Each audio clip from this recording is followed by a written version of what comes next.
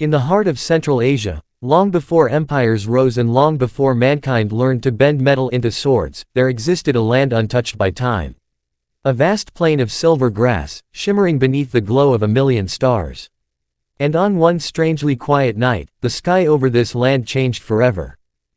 It began as a pale blue shimmer, barely noticeable against the darkness. Shepherds sitting by their fires thought it was a shooting star. Traders on the old caravan routes believed it was just a reflection of moonlight. But the shimmer did not fade. Instead, it grew, wider, brighter, deeper, until the sky itself seemed to split open. A soft humming sound rolled across the plains, so low that it vibrated in the bones of those who heard it. Birds abandoned their nests, horses refused to move, and people stared upward, confused, afraid, mesmerized. Just then, something emerged. It was not a star, nor a meteor. It was a structure. A vast, perfectly shaped object descended slowly, almost gracefully, as if it were being lowered by invisible hands. Its surface glowed with patterns no human eye had ever seen, symbols like floating rivers, spirals made of light, and shifting shapes that almost looked alive. This was the Sky City, though no one at that time had a name for it. A colossal form, part architecture, part mystery, descending toward the earth. As it neared the ground, the wind stopped completely. Flames froze. Silence spread like a blanket. And then, THOOOOOM. A shockwave exploded outward. Trees shivered. Sand lifted. People were thrown to the ground. But the city didn't break, didn't shatter. It simply landed. A perfect landing. A perfect impossibility.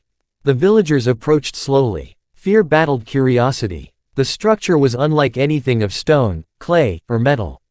Its surface felt neither hot nor cold, perhaps not even solid. When touched, it responded with faint ripples of light. No one dared go inside. Not until the whispers began. Low, rhythmic, ancient, like a forgotten language breathing through the air. The sound seemed to call certain people more than others. Old men heard their childhood voices. Mothers heard the laughter of lost children. Warriors heard the footsteps of fallen comrades. And so, the first brave souls stepped inside. What they saw has been described in only one surviving tablet, discovered thousands of years later, carved by a trembling hand. Greater than, the walls were not walls. They were memories. Living memories. Not ours, but meant for us.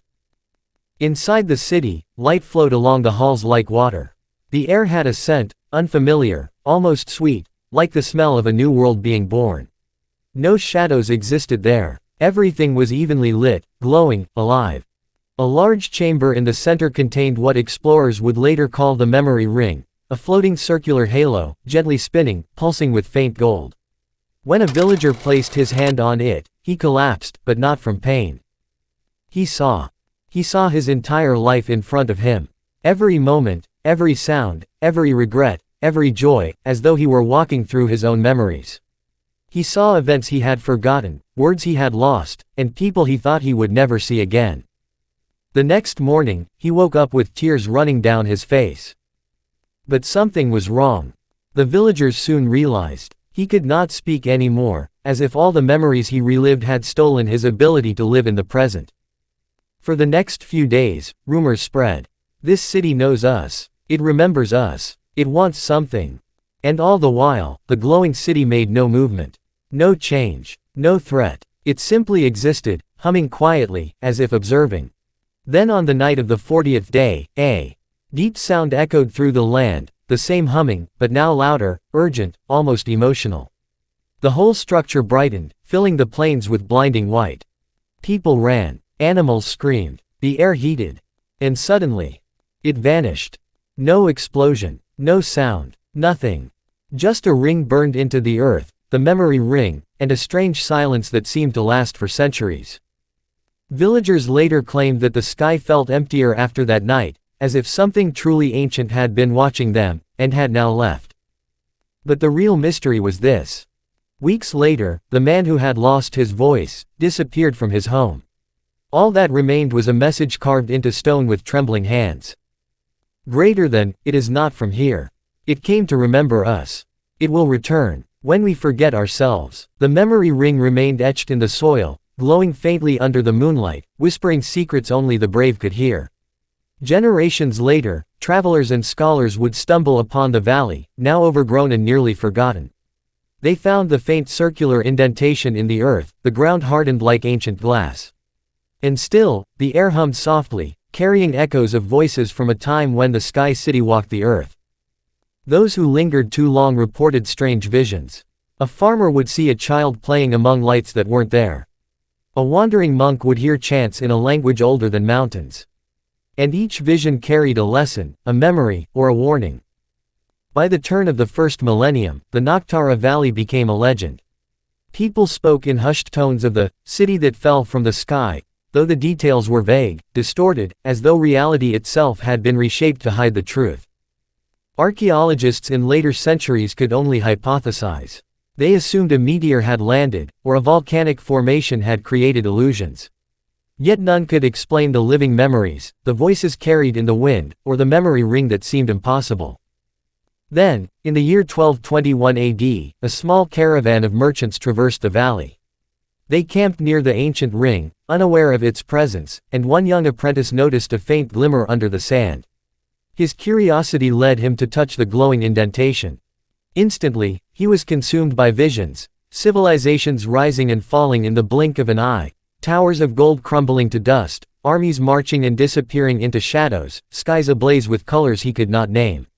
He saw the Sky City itself, hovering over plains, mountains, and rivers, reshaping the land like a living entity. When he pulled his hand away, he stumbled back, gasping. Words failed him. The other merchants saw only confusion, fear, and awe in his eyes. The young apprentice, however, could not speak. His mind was filled with images he could neither share nor comprehend. From that day forward, the valley was avoided. Travelers whispered of curses, spirits, and unnatural occurrences. Yet the legend persisted, whispered in marketplaces and monasteries. Greater than, touch not the ring, or the city will remember you, and you shall never forget. Over the next centuries, civilizations rose around the edges of the valley. Empires of stone, steel, and ambition. Yet none could uncover the true secret hidden beneath layers of earth and time. The Noktara Valley remained untouched, almost sacred, almost alive. By the 19th century, explorers with modern instruments ventured closer. They mapped the terrain, analyzed soil samples, and noted strange electromagnetic anomalies around the circular imprint. Instruments malfunctioned, compasses spun wildly, cameras captured inexplicable blurs of light. An old journal discovered from one such expedition described the site. Greater than, a city of impossible geometry, a halo of light, and the air trembles as if the ground itself breathes. But every attempt to excavate or enter the ring failed. The explorers returned home, some sane, some not, each haunted by glimpses of a reality beyond comprehension. And in the whispers of the wind, the memory of the Sky City waited, patient, eternal.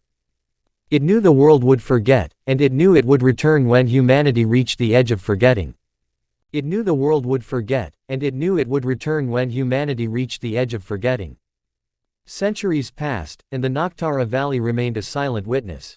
Snow fell on its peaks, rivers carved new paths, and the skies changed color with every generation. Yet beneath the soil, the memory ring pulsed faintly, a heartbeat from another world, waiting for the ones who would dare to remember. By the early 20th century, the legends of the valley had grown into myth. Tales of vanished explorers, cities that appeared in dreams, and glowing rings in the earth reached the ears of scientists, philosophers, and adventurers alike. But for every skeptic who laughed, there was another who quietly wondered, could such a city truly exist? Could memory itself take shape, solid enough to touch, to see, to hear? In 1923, a young archaeologist named Elias Kramer led an expedition into the valley. Equipped with the latest instruments, he had spent years chasing myths that the world had dismissed. To him, Noktara was not just a story. It was an invitation. Elias and his team camped at the edge of the valley, their tents flapping in the cold mountain wind. That night, a strange aurora shimmered across the sky, a color no human had named. The memory ring beneath the soil reacted instantly, sending faint ripples through the earth. Elias approached it carefully. His fingers hovered above the glowing circle, and a shiver ran through his body. Then, As if drawn by an unseen force, he placed his hand on the ring. Instantly, the world dissolved. He saw the Sky City again, not as it had fallen centuries ago, but alive, moving, reshaping the land. Towers twisted like ribbons of light. Streets folded upon themselves. Rivers ran uphill and into the sky. And through it all, figures walked, humanoid, yes, but not quite human. Their skin glimmered like starlight, and their eyes held knowledge beyond comprehension. A voice, not spoken but felt, resonated inside Elias's mind. Greater than, we remember you, as you will remember us. The vision lasted for hours, though to Elias it seemed like mere moments. When he withdrew, he could barely breathe. He stumbled back to his tent, shaking, his mind racing. His team watched, confused, as the usually composed scientist muttered incomprehensible phrases about memory, cities, and light. Over the next days, Elias documented every detail, sketching impossible geometries, describing impossible physics, and recording strange phenomena in the air. His notes spoke of the Sky City as a living archive, a memory preserved from a time beyond time. But there was a warning he could not ignore: the city did not merely observe. It judged. It remembered the actions, intentions, and choices of those who entered its domain. And if someone's memory faltered, if someone forgot too much, the city would respond. One night, a tremor shook the valley. Not of the earth, but of the air itself. The aurora above pulsed violently. And from the soil, the memory ring glowed brighter than ever before. Elias realized, with dread, that the Sky City was preparing to awaken again. Not fully, but enough to interact with the living world. And it would not be patient. The explorers faced a choice: retreat and forget all they had witnessed, or remain and risk being absorbed into the city's living memory forever. Elias, driven by a mix of curiosity and obsession, decided to stay. He stepped closer to the ring. The ground beneath him shimmered, and suddenly, the past and present collided. He saw battles fought in impossible landscapes, civilizations